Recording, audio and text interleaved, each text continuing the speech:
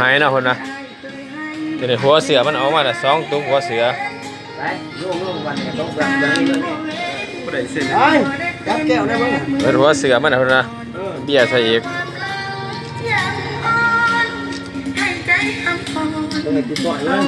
ตอนนั้นกินไปประมาณ1 ชั่วโมง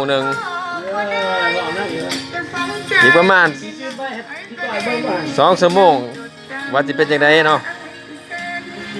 เราจะนอนเผาไม้เลยจ้ะเนี่ย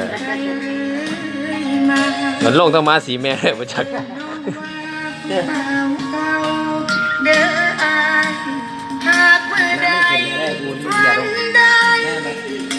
ตัวนี้คือตัวเบี้ยพาเพื่อนนะ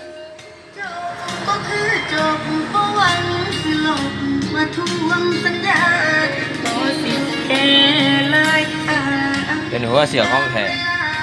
น้ำที่ 1น้ำที่ 2